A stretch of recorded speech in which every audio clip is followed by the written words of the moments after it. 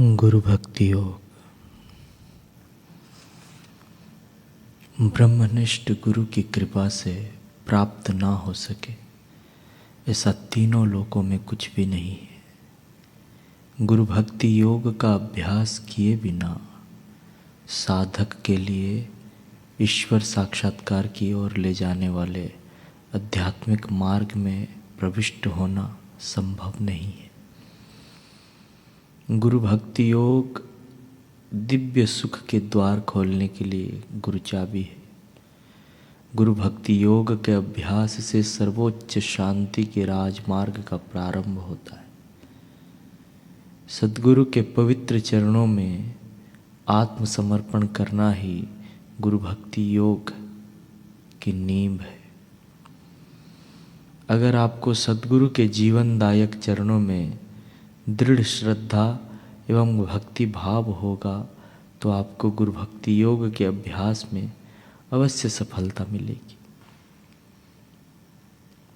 केवल मनुष्य का पुरुषार्थ ही योगाभ्यास के लिए पर्याप्त नहीं है।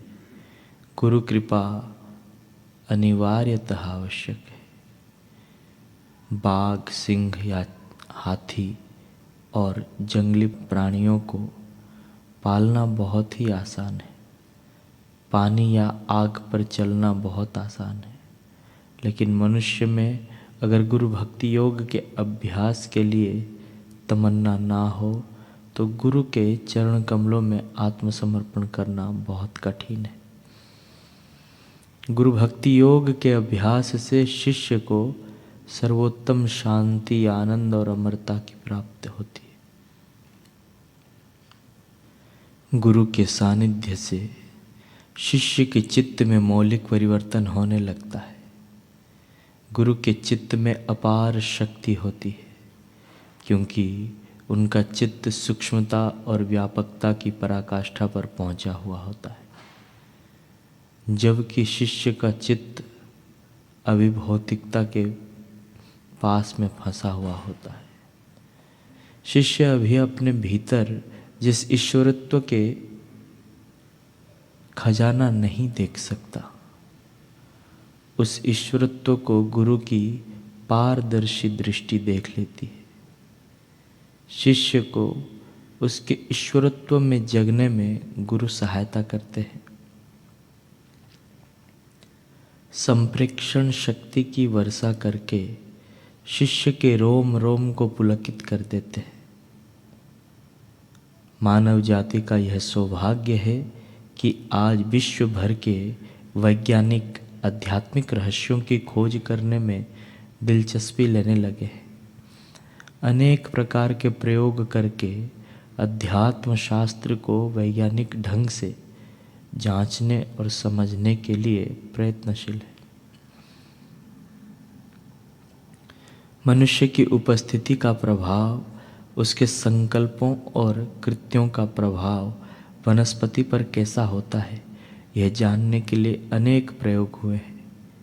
एक कमरे में 4 पौधों को 4 गमलों सहित रखकर बारी बारी से 4 व्यक्तियों को उसके पास से गुजारा गया। 4 में से एक व्यक्ति ने पूर्व संकेत के अनुसार एक पौधे को कुचल कर नष्ट कर दिया। बाकी के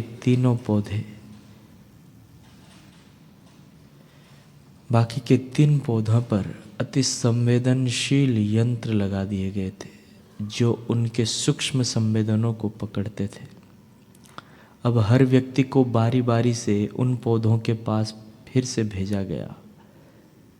3 व्यक्तियों के पास से गुजरते समय पौधों पर कुछ भी प्रभाव नजर नहीं आया, परंतु जब पौधे को कुचलने वाले उस चौथे व्यक्ति को भेजा गया तो वे पौधे घबरा गए। इस घबराहट के संवेदनों को यंत्रों ने सुई द्वारा स्पष्ट रूप से बताया। दूसरे एक प्रयोग में एक बगीचे के माली को दूसरे गांव भेजा गया। बगीचे के पौधों पर लगे यंत्रों ने पौधों के भीतर बढ़ते हुए विषादपूर्ण कंपनों को दर्शाया, जैसे माली के दूर जाने से पौधों को बड़ा दुख हुआ हो। फिर जिस दिन माली ने बगीचे के पास आना आरंभ किया, उसी समय से यंत्रों ने पौधों के भीतर फैलते हुए हर्षोल्लास के आंदोलनों को दर्शाना शुरू कर दिया।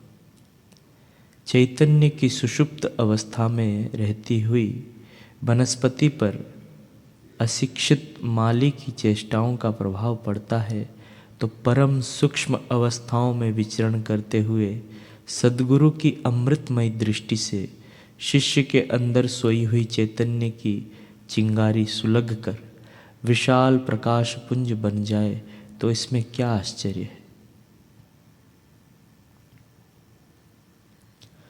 एक्सरे मशीन तुम्हारे पहने हुए कपड़े, तुम्हारी चमड़ी, स्नायु, रक्त, मांस और सब के आर पार जाकर हड्डियों के फोटो खींच लेती है। तुम्हारे भीतर जो अनंत चेतन तत्व है, तुम्हारा जो वास्तविक स्वरूप है, वह तुम्हें ज्ञात नहीं, परंतु सद्गुरु को स्पष्ट रूप से ज्ञात है। वे अपनी करुणापूर्ण दृष्टि से उस वास्तविकता को देखने का मार्ग बनाते हैं। उनका अनुकरण करके उस मार्ग द्वारा आप भी अपनी वास्तविकता को जानना सीख सकते हैं। जिस आत्मदेव की मस्ती में सद्गुरु स्वयं डूबे हुए हैं, उन आत्मदेव की झांकी वे तुम्हें भी करा सकते हैं। सद्गुरु शिष्य को आप समान बना देते हैं। इसमें उनकी अमोघ संकल्प शक्ति काम करती है।